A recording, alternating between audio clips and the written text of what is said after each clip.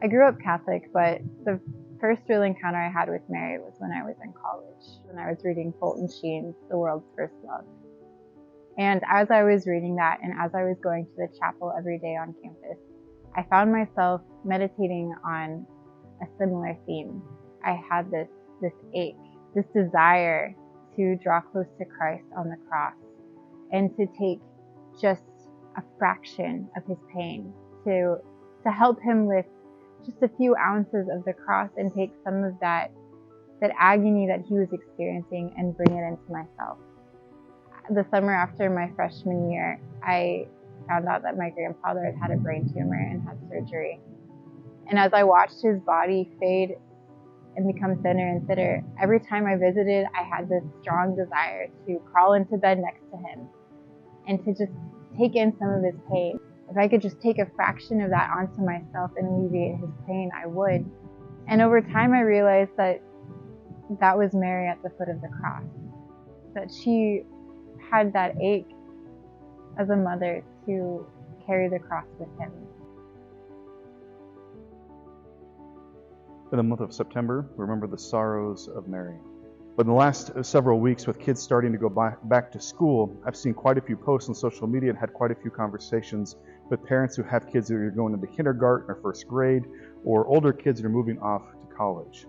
And in the midst of this, there's great sadness and sorrow at the kids continuing to grow older, continuing to move in the direction of independence, as well as a great excitement and anticipation of the good things that are to come. And I think as we remember Mary and her sorrows, we of course focus on her being with Christ at the cross and the different times in his and her life leading up to that moment. But it never ends on Good Friday. It always moves to the joy of the resurrection. And so we want to look at our own life, put it side by side with this height of humanity, the height of our history, with the death and resurrection of Christ and Mary being there in the midst of it. And to realize that when we go through these different moments of legitimate sorrow in our life, as mixed with the joy and the anticipation of what is to come, we get a great opportunity to share in what Mary experienced. And just that beautiful wrestling with the sorrows as well as the joys to come. This month at Divine Mercy, on September 2nd, is Pints with Padre. September 6th, the new fall Bible study on Hebrews will begin.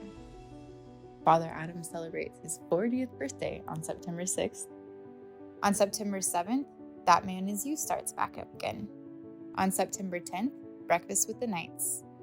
Religious education classes start on September 10th. On September 10th, practice will begin for the First Sunday Choir. On September 11th is the Knights of Columbus Golf Tournament. Into the Deep starts on September 12th.